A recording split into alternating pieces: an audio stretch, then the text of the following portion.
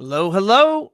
Ron Callis here with another episode of Automation Unplugged. Today is Wednesday, June 10th, a little bit after 12:30 p.m. Eastern time.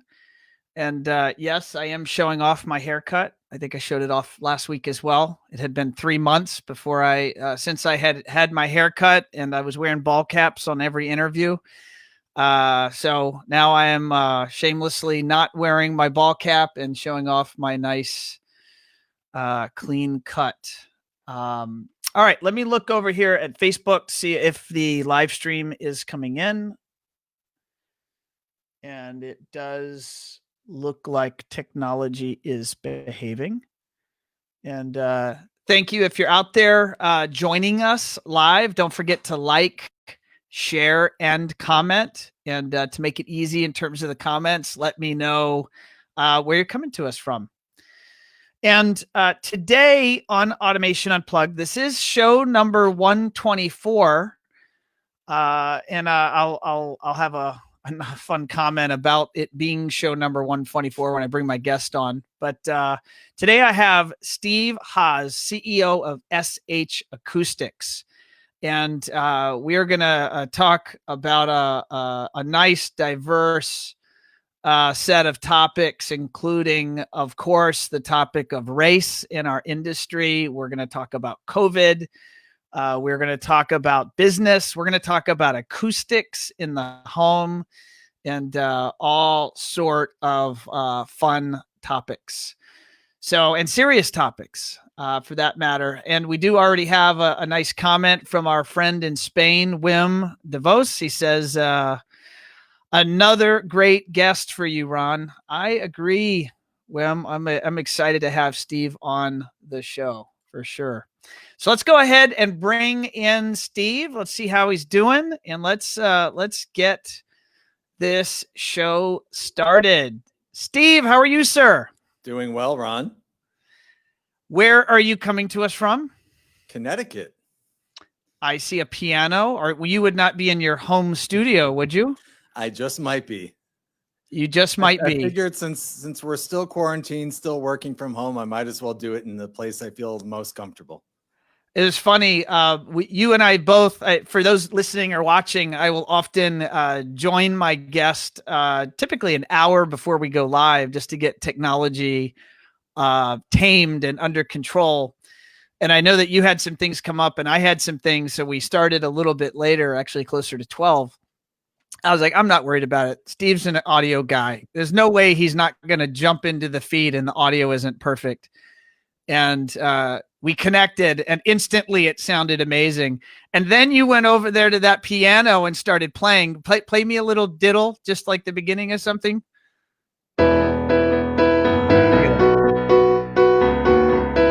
amazing. And I was like, wait a second, that also sounds perfect. So how did you do that? How do you make that sound perfect? And your body voice on my bench. Right. It's the twist. Is like all the technology gizmos all tied into a mixer of some sort? Yeah, it's all part of a studio setup, going through a USB pre right into your feed. Got it. I love it. I think that's the best sounding audio we've had out of 120. And then you were saying, Ron, have you really done 124 shows? Mm-hmm. Did you find that surprising?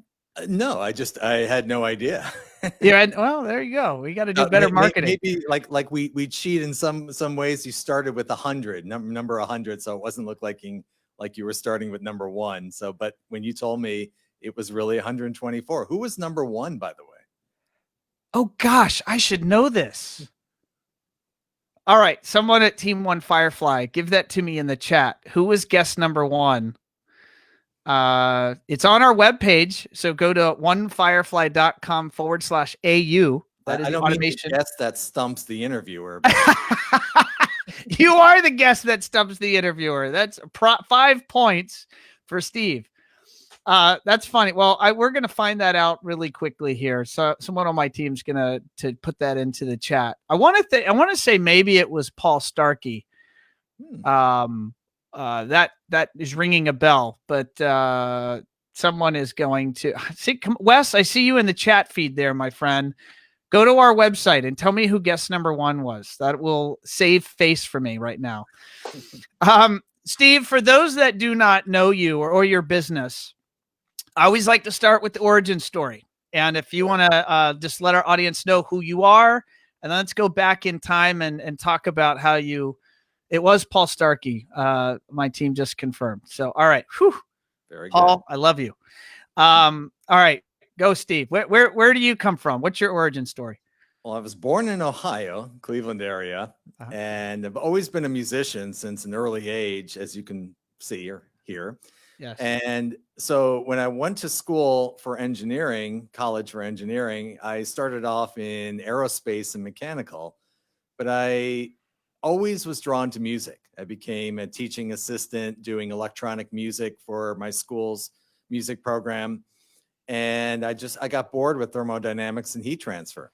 I hated thermodynamics. It was my least favorite class. I did mechanical engineering as well, and it was not fun. I found a way to do independent study, and I found the field of acoustics by the fact that a legendary acoustician who is now passed on named Chris Jaffe had designed some of the world's leading concert halls, and including the summer home of the Cleveland Orchestra, one of the best orchestras in the country, called Blossom Music Center.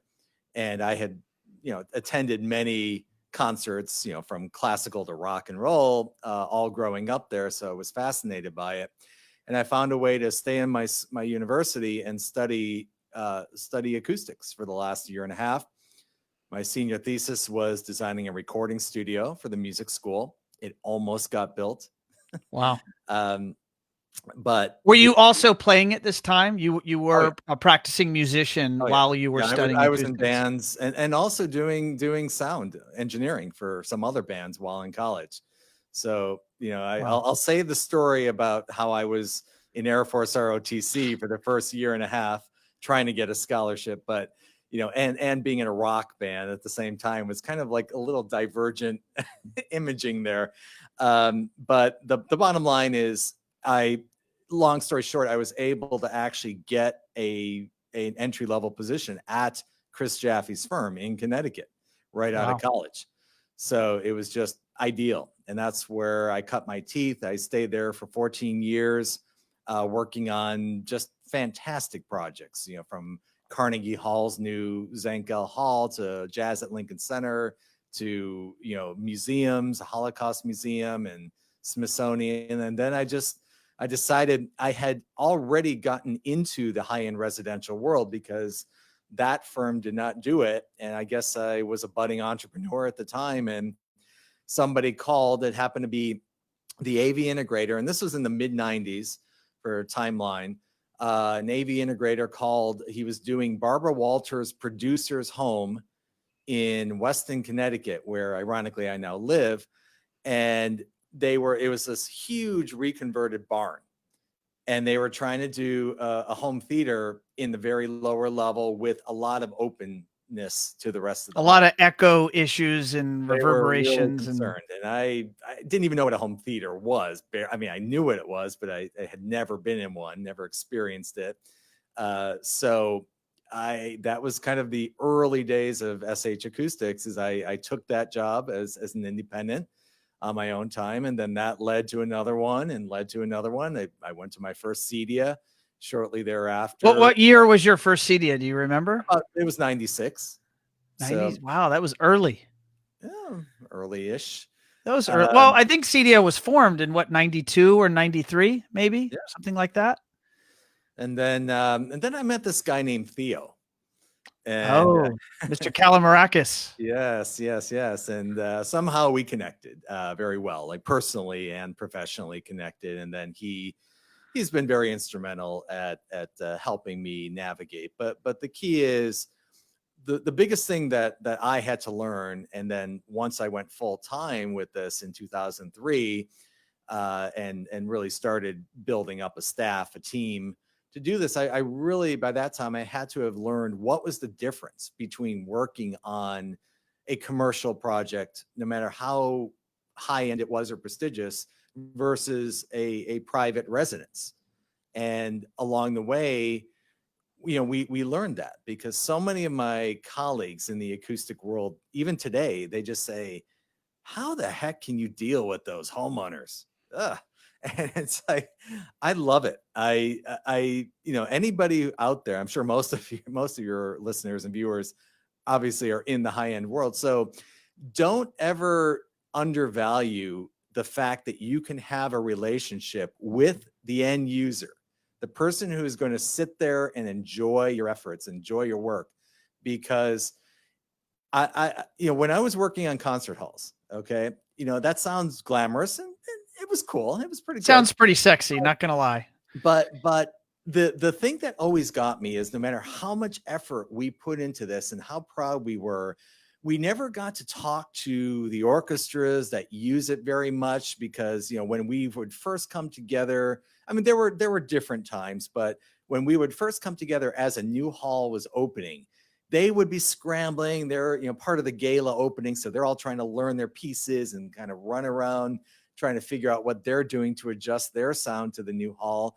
And we have a punch list, 100 miles long that we're trying to scramble to get everybody to fix in the end. So we're all kind of passing each other, but we're not like really sitting down and saying, hey, how are you guys going to enjoy this? And here's what we were able to do. And we're so proud of this. We never had those kind of discussions or rarely had them. So when I got into the high-end residential world, it was just wonderful to be able to talk with the homeowners, husbands, wives, children, families, just to be able to let them know, hey, here's what we're doing for you. What we do is a bit intangible. You're not going to see it. We can't show a pretty picture of sound, but we hope that when you're sitting there and you're experiencing it, that's when the magic is going to happen. So we had to, we enjoyed having those conversations, and I still do today. And that's one of the biggest differences beyond the actual nuances of construction and technical integration between, commercial at a higher level and the high-end residential world. I find it fascinating to be able to have that dialogue. Are you finding SH Acoustics brought in by the customer, whether that's an institution or a high net worth individual, or all the other flavors of customer types and people that you've served over the years, your Right. company has served? Or do you find like what percentage of that work are you actually brought in or accompanying an integrator and working on projects in partnership? Like what is normal? And I'm going to say pre-COVID normal, right? Because who knows what normal is right now? Ron. Yeah. The pre-COVID, I'm not sure I can put a number to it right now, but let's just say it's a healthy blend of both direct with the end user, the clients, because you have a world. I mean, you are known throughout the world. Wim is in Spain, one of the big players in Europe, and he's like, "Oh, Steve, he's amazing." I mean, you're known around the world, and so I imagine that you have customers and people finding you and your company. But then you also are well known within the CEDIA channel, and you have integrators. I know that you work closely with. Correct. Yeah. I mean, we're always expanding our awareness or people's awareness of us in various ways. I've been fortunate to have a lot of articles and events like we're doing now over the last few months, especially during COVID lockdown quarantine days. But yeah, it's definitely a healthy blend of direct contact by end users, but also the partners. Certainly integrators are a key part of that, but architects, interior designers, builders, owners, reps. I mean, the list goes on of ways that we get in because what we do with sound quality, sound control touches so much of a home. In this case, if we're talking about residential only, it's not just the theaters or media rooms. It's so many other spaces in the home. So a lot of the partners, those design partners, have a vested interest in bringing us in. So, that's very fortunate because sometimes we get, variations, fluctuations in, one or more of those referrers for whatever reason, and then we just really build on the rest of them. So it keeps us going, keeps us really going and growing. I have a whole list of things I want to talk to you about, and I know my audience is going to want to hear from you on. But you mentioned that you really appreciate that intimate interaction with the customer when you get to really engage in what their wants, needs, and desires are. Mm. I'm curious, how do you talk about the benefit or the end product of acoustical engineering, or being mindful of the acoustics in a space, and designing solutions to make it better? Because like you said, you can't show a picture and say, look at the before and after. It's because it's sound. You don't see sound waves. Right. So, well, maybe you do see sound waves. So maybe when you look around, that's what you see. Glasses, yeah. How do you engage in that conversation? And then think of it from an advice standpoint. Those listening, how would they engage in that conversation about the value of improved acoustics? Sure. Yeah. No, it's very, very straightforward, but it took me a long time to get to where we're able to talk about it in the same way that I would say a lot of the integrators talk about. You don't necessarily always get into the weeds of each little piece of technology. You talk about it at an experiential level, right? What is it that this little device and this little device all put together, working as a system, that you don't have to care about, Mr. End User, what wire is connected to what, and what device turns on what or controls what. You just have to know that when you get there, it works, and that's your experience. Well, the same thing with what we do with acoustics. And because what I like to do is bring it back to real world examples of what happens when acoustics don't work in your favor, especially in the home. Okay. So, I can certainly talk for hours about home theater design and technical, like enhanced space design like that. And I'm sure a lot of people have heard those types of discussions by my esteemed colleagues too. So perhaps maybe I'll just focus a little away from there for a second and just talk Please. about what it means to have better sound quality and better sound privacy throughout the home. I used to teach a lot of lunch and learns pre-COVID in person to architects, to interior design firms, and in some cases to integrators who really wanted to hear it about how you manage sound throughout the home, how you deal with the process of fitting in with the architectural team and the construction team to make sure that things are sounding better. And what does that mean to sound better? Well, a lot of people couldn't grasp that. They say, oh, I don't have any issues in my home, I'm fine.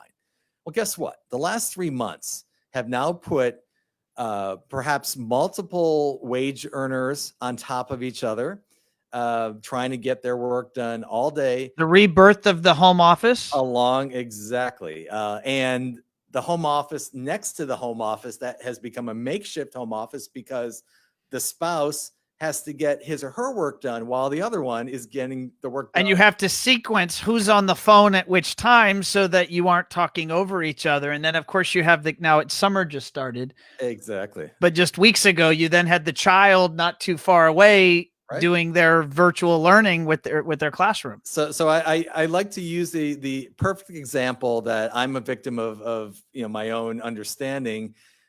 Right when COVID lockdown quarantine started for us here in Connecticut, my wife and my 5-year-old, we didn't have any communication about, okay, what was life going to be like now that daddy's home all day and trying to get work done. And yes, I have a few little upgrades in my home office to keep sound out so it's not as bad.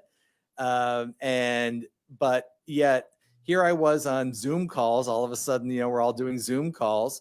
And my wife was in the kitchen with her Amazon Alexa blasting Aerosmith while my son was in his playroom turned into distance learning station, all like singing happy birthday to their kindergarten class, like a member of their kindergarten class. And you could just hear all this going on. And those who have been doing that, which is most everyone listening and watching to this show is going, yes, I feel you. You're getting it. You're understanding, okay, wait, my home, my apartment, my condo, whatever you live in, we have conflicts with sound. It's not perfect. It's not, we're going to have issues where we need a little bit more buffering, a little bit more containment. Privacy is a good word to use when you want it. Okay. And then you can open the door, and yeah, if you need to hear your kids or need to feel physically connected, sure, you open your door, but you want to be able to close that door in whatever form that is, and be able to say, I can get my work done. I can get my studying done. I can jam, on music, and be able to close my door and all live together, but separately when we want to, but then all come together collectively. Maybe it's down in the home theater or media room or wherever people hang out to entertain as a family. That's what this is all about. This is all about the same way integrators will control just about everything they can think of, right? Which is fabulous. It's fantastic to have the ability to control security, HVAC, lighting, and so much more in the house. Why not think about how do we control sound from the very get-go, whether it's building a new home or renovating, upgrading an existing home?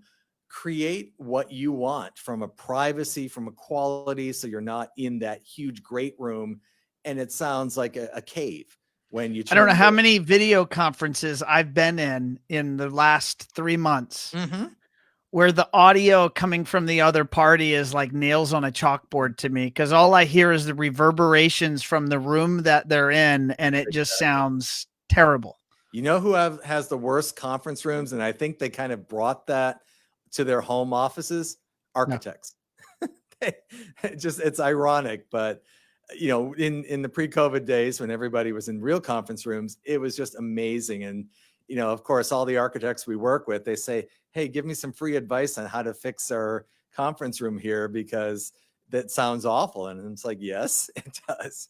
What are some techniques like in a home office, just to like, so what are some tactical free advice? You mentioned it for anyone watching, or listening that might want some tips and tricks for their home office, things they could either do for themselves or recommend to their customers. Sure. And again, for those of you who are familiar with techniques of upgrading containment and privacy in home theaters, this is not going to sound foreign, right? So obviously one of your weak points for sound and noise infiltration is your door to home office. So if you have one of those lighter weight hollow doors and big gaps all around, no seals of any type. I mean, heck, even Home Depot weather stripping is better than nothing, but I wouldn't. You just called me out, Steve. I put Home Depot weather stripping around the perimeter of my light hollow door. There you go. And I put a vinyl strip across the bottom to now scrub the carpet. So I killed all the air gaps.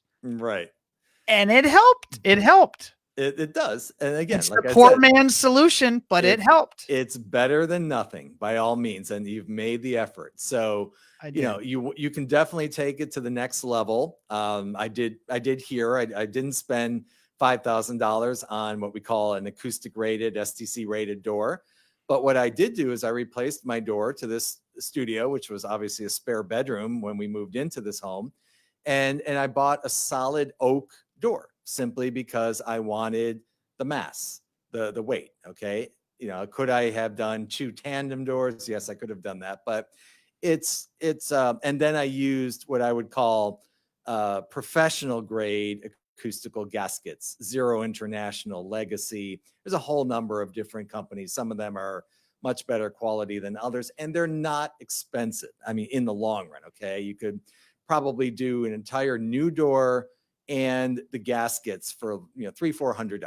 Okay. And that it isn't a lot to spend when you're after privacy, when you're making sure that if you're working late or you're on a Zoom call, nobody's going to disturb you. And also you're not going to disturb them.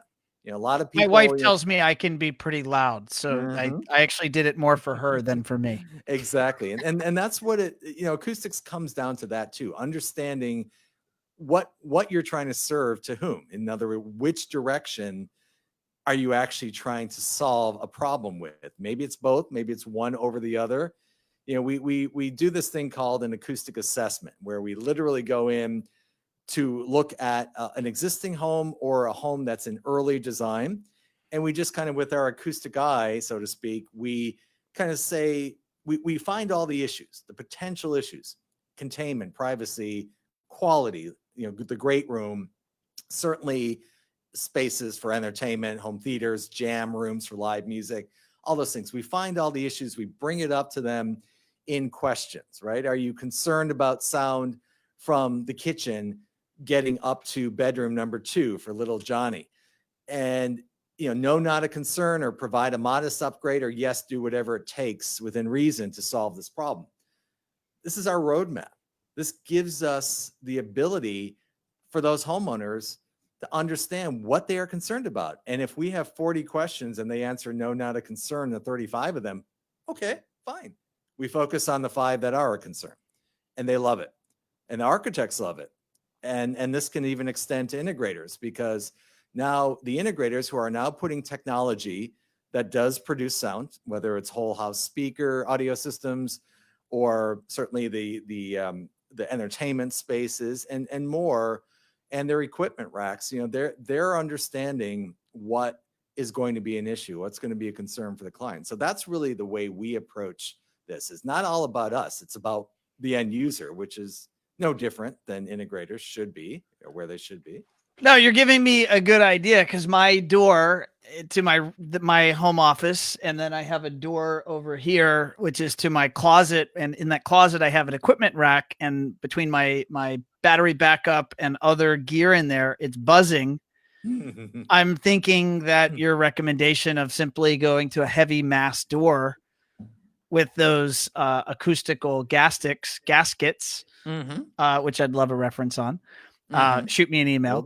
And that probably would be, again, another nice step up in terms of making improvements. One of the things that people don't realize, because inherently we are kind of thinking about the environment around us with these Zoom calls, with these live interviews like you and I are doing now, it's so hard to imagine that a little noise that psychoacoustically, we kind of get used to in our own space. You can't imagine sometimes how that noise will transmit through the microphone of a laptop or another type of input to the other side. And they're hearing. They're not, using all your senses to understand that noise is just a little thing. All they're hearing is that noise every time you stop talking. And sometimes it can be very bothersome. I mean, we talked about the echoey, the reverberant conference rooms.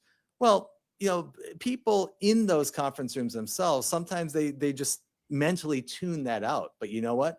When you don't have the visual reference of maybe a beautifully looking plaster ceiling in a conference room, you don't quite, that's all you hear. All you hear is that reverberation, the echoes, and it can drive you crazy on the other end. So thinking about video conferencing, as we all step up in the COVID days and understand that working from home certainly as one of many things is one of many things that's going to last.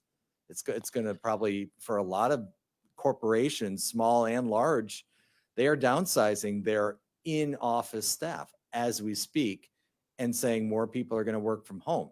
Why not make them most efficient by giving them spaces that sound good, that work for them in every way, and certainly technically on the integration side, there's a lot of things that we know that this industry is given to them.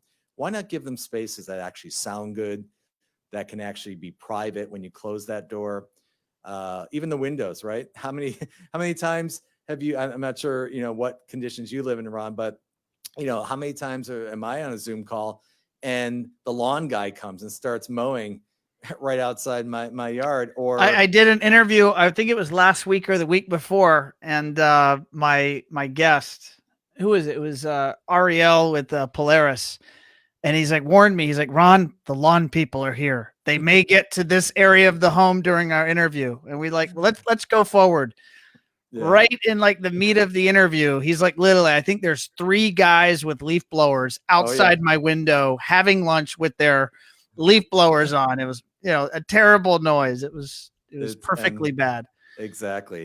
Delivery trucks now delivering excessive Amazon packages, and backup beepers, all this stuff. It's crazy sometimes. So Oh, thinking about outside noise getting in is also an issue.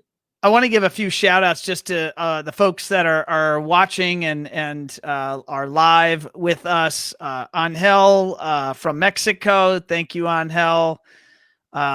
Wes, welcome to Automation Unplugged. Steve, Chris coming to us from the UK. He says, hey, Ron and Steve, what's up? And then we got Thomas coming to us from Panama. He says, saludos. And then Tomas also says, I'll be interested in knowing more about the gaskets mentioned by Steve. So we'll make sure to put that into the show notes, Tomas. Sure. Just to change topics here, and certainly if anyone out there is watching and you have a question for Steve about acoustics, certainly drop that into the chat and we'll see if we can get Steve to answer it either live or after the fact as he's commenting on the notes. But we are coming out of this COVID situation. Oh, by the way, we just had Ken Erdman drop in. He's like, man, Ken is a CEDIA legend. Call Ken the Godfather. And what's up, Ken? Thanks for joining the show. And so, Steve, COVID has changed all of our lives. And so I guess let's just start there. And then I want to get into some of the more current events. But how are you guys doing? What's changed for you as a result of the kind of the change in life, March to the present? Well, it's definitely been a change for us. Fortunately, my team and I are used to working remotely in some respects, whether it's me and others being all on the road to different projects, or sometimes we have consultants who might, meaning team members who live 2 hours away from the office. So they might come in twice a week and the rest of the time they're very efficient working at home. So we've already had that set up. So it wasn't too much of a culture shift for us to be able to all go remote and then use Zoom, use Microsoft Teams and other platforms to be able to communicate. So very, very fortunate that we've stayed very efficient with the work that we've had. But now it's no surprise that we had projects go on hold. Construction projects, especially in New York City, do a fair amount of work in New York City, and pretty much all of our. But you weren't even allowed to visit a job site in New York City, right? No. It was against the law. Nor would we have wanted to. I mean, we're just starting to talk right now about how we're going to stay safe going into New York. I mean, even our clients who lived in the apartments and townhouses, they've escaped, gone to the Hamptons or wherever, to their second homes or wherever. And so, it definitely has been affected. But fortunately, again, being diverse in what we're doing and having a lot of projects, fortunately, in design right now, or even projects that we've had to go and do acoustic testing for, where it's an empty site and we might have only one person to let us in with masks and sanitizer and all that. We've felt comfortable almost all the way through doing that in a very, very safe way.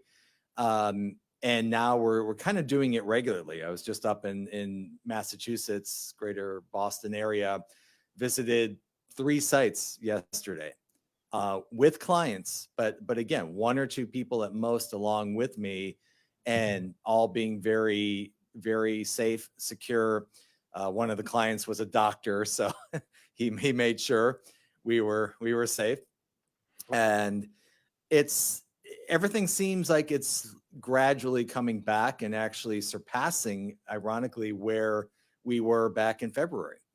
More and more people, for the reasons we've been talking about, seem to be contacting us because they realize, okay, we're going to be home for a while, okay, because we choose to be, regardless of where our beliefs are with the pandemic, whether we believe there's going to be a second wave or not. We're going to stay home because we can, because we're finding ourselves, we've learned that we can be efficient working from home for many reasons. Being in a good environment is just one of those. So we're finding more and more people wanting to say, what can we do to upgrade? What can we do to take this environment that we're going to be in more and more of our day and make it better? So that's what we're seeing now as we're coming out of COVID, at least wave 1 of COVID. What is your call for the 2020? Like, let's say you had goals for your business, just knowing a lot of the people listening to this show are business owners or operators, and you had a plan for your business going into 2020, and then March hit and everything changed. And how are you thinking about where you're going to try to finish this year? Or are you doing anything different to try to help you maybe achieve those outcomes for 2020 that are closer to maybe previous plans? Well, I think as far as what we're doing, it hasn't changed a whole lot, and it won't be changing a whole lot because we are touching, as I said, with high-end residential being certainly one of our most important markets that we touch, but having the diversity of other industries to back us up, it has not changed that greatly. What we've been doing, fortunately, is being able to reach more people with awareness, education, through webinars. We teach an AIA certified webinar on residential acoustics for designers. And we've had a lot more than designers attend that, including some integrators who have given us some good marks on what we teach and kind of the real world approach of what we teach. So that's been fortunate because people are quarantined or have been quarantined up until now, and they were more willing, as everybody knows, to attend these webinars, and we can reach people that perhaps we couldn't easily by doing these in-person lunch and learns. So we think we're going to keep that up. Actually, we know we're going to keep that up and allow designers and others around the country, maybe around the world, to attend these webinars that we'll give on some regular basis. We're still kind of toying with that right now, how frequently. But it's really important that we continue to get the word out, the gospel of acoustics, right? Gospel of acoustics. Yeah. But seriously, it's because that's where it all stems from. It all stems from understanding, that we're not just blowing smoke here with what we do, but this is real. This is real for the homeowners, and it should be real for those who design these homes. Unfortunately, it's still not. It's still few and far between to get residential architects. And we're talking about some of the top architects and design 20, 30,000 square foot homes or larger, just don't even touch it. They don't even think about it. And the larger a home, I can guarantee it's a fact that there are more acoustic issues there are. Yeah, I would just add, like right behind me, you see, let's see here, right there, you see an acoustic panel, 4-inch acoustic panel. And I just put a couple up right above me. Awesome. Because I found that as I've been doing these shows, I've, tremendous amount of, I'm on Zoom all day long. And for the last 3 months, it seems like, 7 days a week, morning till night. And just the little bit of reverberation in this room's maybe 10 by 12. Right. And I was just picking it up and I could hear it, and I was listening to my playbacks, and I went online, not going to lie, tried to play YouTube acoustician. Like, all right, what can I do to my room to make it a little bit better? Come on, Ron. You could have called me. I know I should have called you. Well, I almost was embarrassed to call you for such a silly question, but I added this panels. Yeah. They're 4. What are they? They're 2 by 4 feet. So they're 8 square feet. And so I've got 3 of them in my room. You walk into this room, it already sounds different. Right. It's amazing. Yeah. And the effect. It's physics, but it's also psychology too. It's understanding that we're not looking in any case like this to stuff a room. Like, we don't want it to sound like an anechoic chamber. That's the worst thing you can possibly do. And especially, you know, I say that about home theaters. Too many home theaters are designed way too dead. They're scary. And you walk into them and you like feel eerie. You want to leave the room because it's too dead. Exactly. It's overdone. Yeah. And my mantra is, you know, yes, you want to have accurate reproduction, and the acoustics go a long way to that, but you also want to be able to hang out in a theater or a media room, talk, converse, hoop and holler with sports events, and not feel so oppressed that you're in this room that sucks out every syllable that you put out of your mouth. And so that's the key to designing those types of spaces, but it's the same principle in a home office. You just want enough to balance the room, make it go away, make it neutral, so you're not drawing your attention to the room. I mean, the room I'm in now, it's my studio, so I do have some treatments that are going to make it sound a bit liver. I don't like a dead room when I play. So I have my own personal taste to this room. So it's a bit liver than somebody might stuff their home studio with. Sure. But that's, again, personal taste. A home office, especially, your voice should just sound natural. It should sound balanced. It shouldn't sound boomy, kind of trebly in terms of like higher frequencies emphasized. It should just sound very natural, comfortable. You don't even want to know about the fact of, or you don't want the people on the other end to know about the fact that you've treated your room, other than the fact that we're talking about acoustics here. Sure. It just wants to sound great.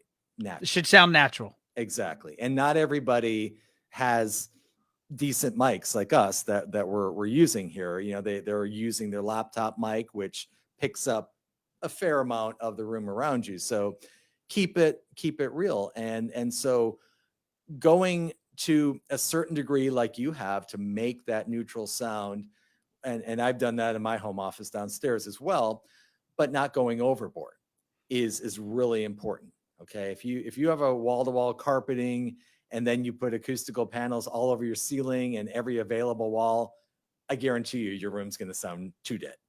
It's going to sound lifeless, and you won't enjoy being in there for hours per day. Yeah, no, that's great advice. Great advice.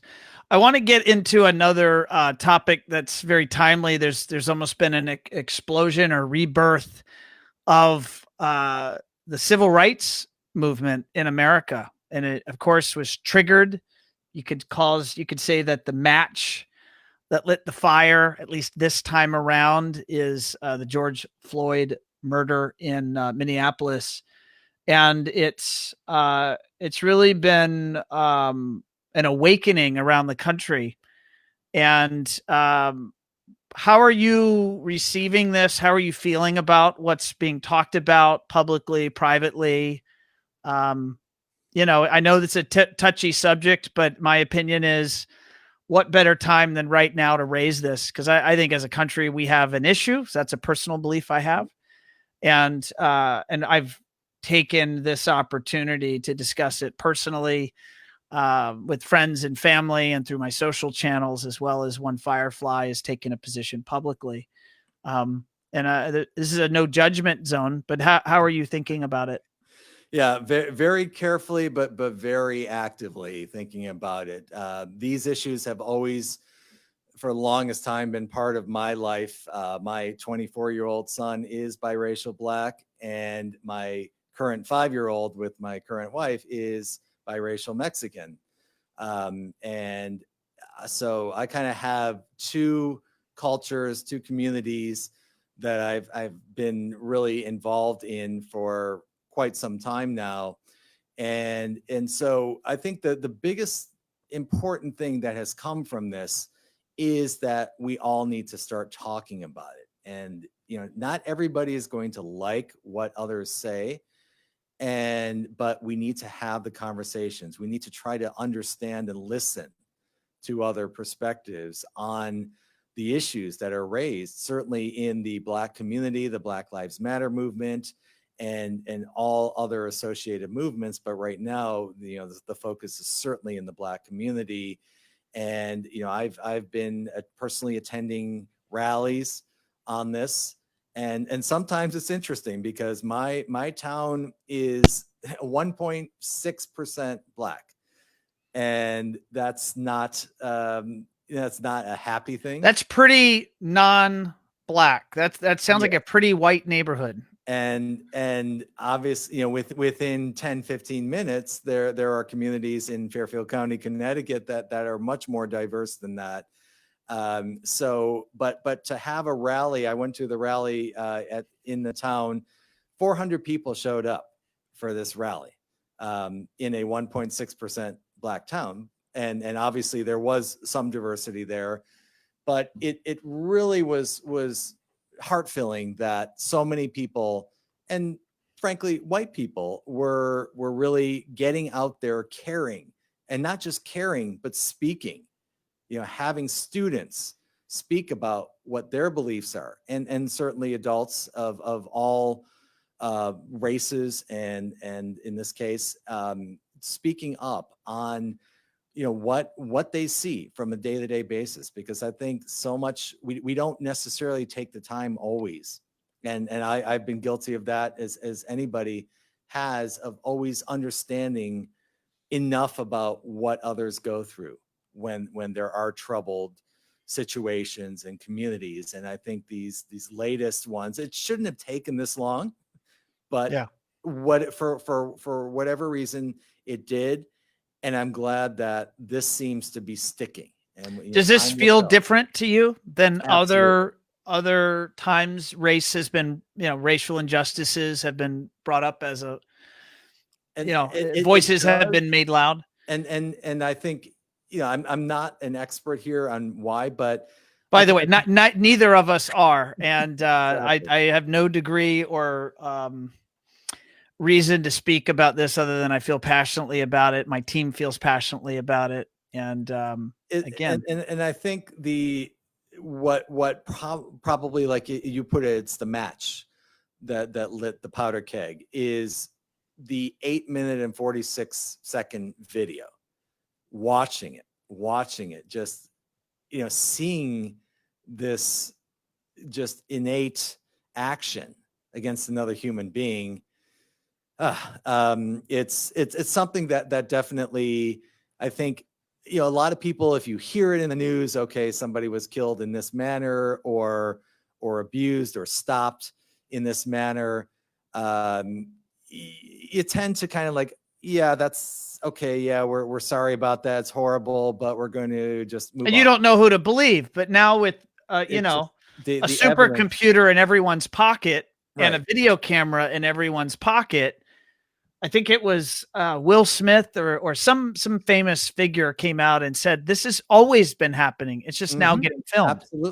Absolutely. And I remember my older son and I, he was probably about 14.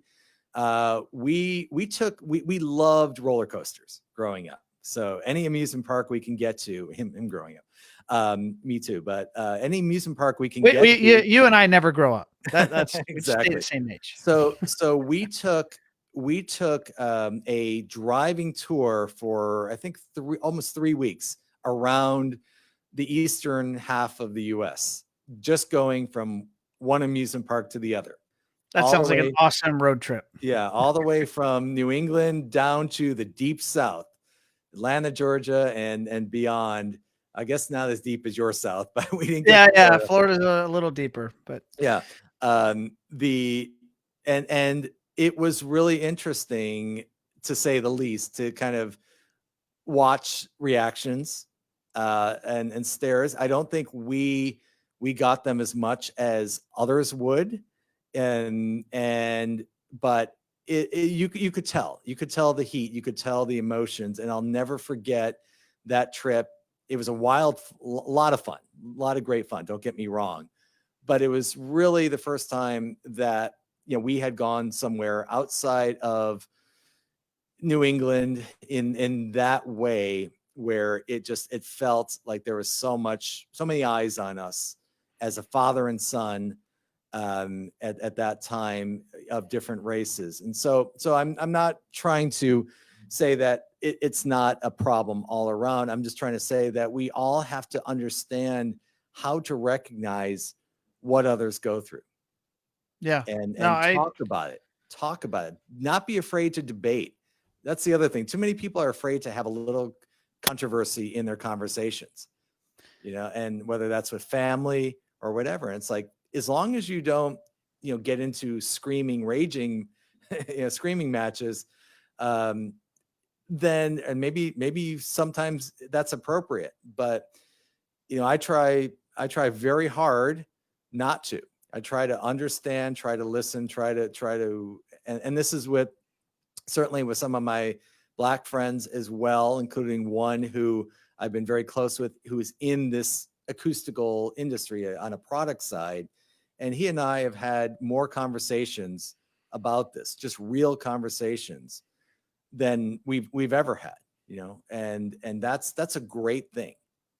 Sometimes you're not going to say the right thing, but you're going to have that conversation. It's part of bringing education and awareness to the table. I'll speak to the automation, the custom electronics. I've been pretty embedded in the residential side of the custom electronics industry for 20 years. And it's not entirely the case, but I can say broadly, it's a very white industry. Mm-hmm. It's a very, white, middle age and above industry. And, I think there's a lot of room for improvement with inclusion of women. Mm-hmm. I think there's a lot of room for inclusion of people of different minority backgrounds, and certainly including African Americans. What do you have any opinions or ideas on how this industry, in fact, could be more inclusive? I know there's lots of industries, and I know you in particular are in lots of different spaces. Mm-hmm. You're not just in the high-end residential custom electronic space. You have a lot of different partner types. And that's what actually makes me see exactly what you say even more, simply because one of my other industries that's very important to us are the museums. Mm-hmm. And I've been fortunate enough to be part of some very significant. You were you did all the acoustics for the new museum. That was one of the where is the new museum?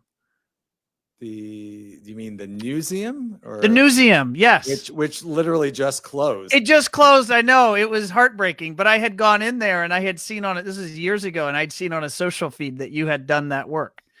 Thank you. Yeah, no, but I mean, even, we were involved in the Smithsonian's new African American History and Cultural Museum as well. And so, wow, I did not know that. That's incredible. So we've had the opportunity to have a lot of interaction, a lot of interface with not just Black community and culture, but certainly all races and religions for that matter. Okay, sure. We've worked on museums in Saudi Arabia for the King's University, so understanding the Arabic culture, or the Muslim culture in that way through our work on sound and acoustics and audio through there it just was such a wonderful experience to be able to have. And then you bring it back to this other world where, I would say, yes, the diversity is lower than cultural and institutional types of work that we do, by all means. I keep pressing, though, to find a way to educate clients of all races and religions to the importance of what we do. And I know that CEDIA has certainly made a lot of great advances over the last few years in doing that, to be more inclusive in many ways through their gender inclusive, certainly race, religion. And the thing that this has done, even though I've always kind of had this in my mind for us personally, I'm going to put it out there. We are a firm of 8 people. We are all white. We are all white. Not because that's what I've ever wanted, especially with my connections through my children.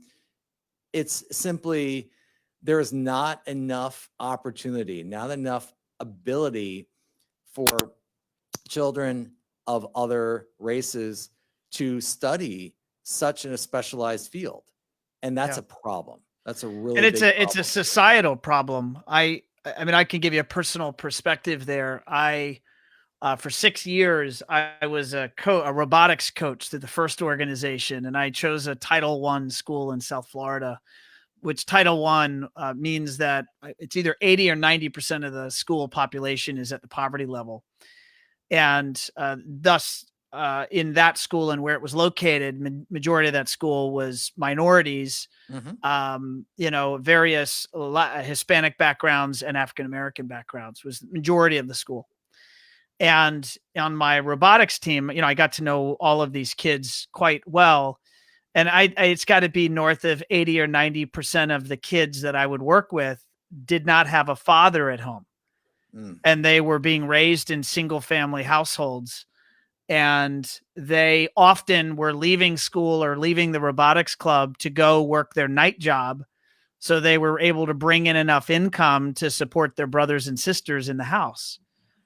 And, and if that is happening in this community, that was Hollywood, Florida, and it's happening all across the country, the African-American kid on average is not getting the same chance as the Caucasian kid, just apples to apples. Right. And you take that up, from, their youth where it's not the child's fault. They were raised in that situation.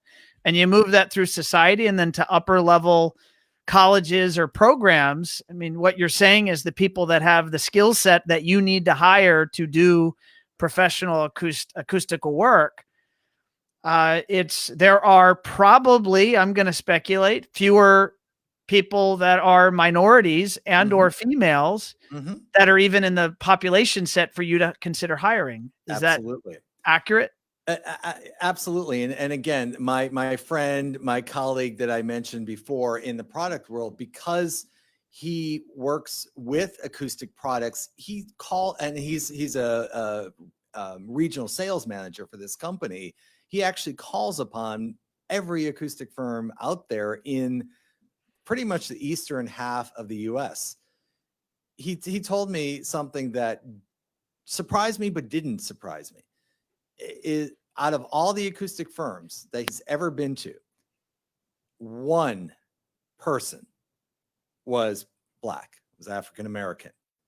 And he was more of a kind of not like out there in the field type of person, but more of a technical laboratory type researcher in that firm and older. I think probably in his 60s. What does that say? Okay. It says we need to be better. Yeah, absolutely. And so without, going into a lot of the detail, because it's just kind of something that we're trying to think about now is, we're trying to use the familiarity of music and entertainment that what we do with acoustics relates to so much to be able to build awareness. Because guess what? You can't ever, no matter who you are, you can't ever study something or even raise your hand to say, I want to study something. How can I do it? If you don't know it exists. And I guarantee you, that's right. If I didn't know the field of acoustics existed until somewhere in the middle of my college years, I can assure you that inner city youth aren't thinking about acoustic engineering, acoustic design as anything, as a real profession. And many of them are thinking about surviving. They're thinking about whether or not they're going to have a full meal. So we're thinking about ways, and there are some really great programs in cities like Bridgeport, Connecticut, near me, that we're going to be tapping into that promote youth arts and entertainment, give opportunities, fund these programs. And we're also going to go in there and start talking about the worlds that we're involved in. Everything from, the commercial performing arts and museums to high-end residential. Okay. We'll certainly blow some kids' minds with some of the stuff that happens in these projects. Okay. But not leave it there, because if you just go in and blow their mind and then they say, well, I can never be part of that. You don't want to leave that. You got to connect the dots. You have to connect the dots. You have to give a path. You have to work with the right people to give a path to saying, here's somebody who just came away from that saying, wow, how can I ever do that? Well, here's what we're thinking. Here's how we can do that. So we don't have that full plan in place, but I guarantee you we will have that plan. We'll be working with the right people to get that plan to improve. And we're not going to limit it certainly to the Black population, certainly a Hispanic, Asian, Indian. I mean, whatever race or religion is underserved in our industry, we want to address. We want to figure out what it will take to have a more diverse community, certainly on our side. Gosh, I never imagined going this far. Thank you, Ron. Yeah, no, I just keep going back. If not right now to talk about it, then when, Steve? And absolutely. And if we are in a position to affect change, it's our responsibility to do that. I told you off camera, and I think this person is watching this. I had a member of my staff. I lean on my leadership team at One Firefly. I lean on my team heavily to help me understand their perspective and their expectations of their leader, that is me, and their expectations of their company. And a member of my team said, I asked her something to the effect of how is One Firefly doing so far? And her answer was, we're watching, and we'll see what side of history you come down on. And right. I accept that. And I'm going to come down on the right side of history because we have a position to affect change. Absolutely. Steve, it has been a pleasure. I think we may have even gone over an hour. I don't know. It's been fun. It's been flying by. Likewise. And let me look at the clock here. Yeah, I think we're going over an hour, which I think officially makes this one of the longest shows I've ever produced. But it has been a pleasure to have you on the show, and I'd love to stay in touch with you as you reach out for the arts with the youth in your community. I'd love to see how that progresses. That's great. I will certainly keep you updated. We are trying to find our path at One Firefly and how we support the causes. And we have some ideas that we're cooking up, and I'm be happy to share those with you as well. And I'm happy to see us as companies and leaders within our companies and our industry, take this charge to affect change. Absolutely. Steve, how can folks that are watching or listening that want to follow you personally or follow your company, what do you recommend? Where do I send them?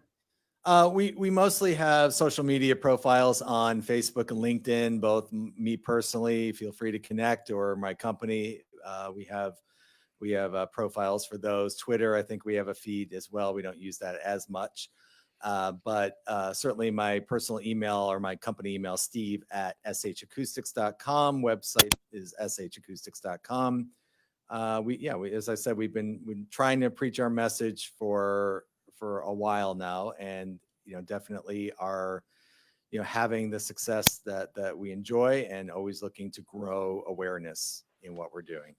I just put a scroller on the screen for those that are watching. If you're listening, you don't see it, but did I get that right? shacoustics.com. Yes. Awesome. Well, Steve, it was a pleasure to have you on show number 124 of Automation Unplugged. We'll have to have you back. Thank you so much, Ron. Awesome. Thanks to the audience. Awesome, gang. Well, there you have it. That was show 124. I appreciate you guys tuning in. And as always, if you have not already done so, if you're watching live, if you're watching even the replay, don't forget to go to your favorite podcast software or program and search up Automation Unplugged to make sure you get our latest shows. I know some of you get busy for sure and aren't able to watch the video, so that way at least you can listen to the show and hear our interesting guests. So on that note, I'm going to leave you. I'm going to bid you adieu. Have a wonderful rest of your day and week, and I will see you next week. Thanks, everyone.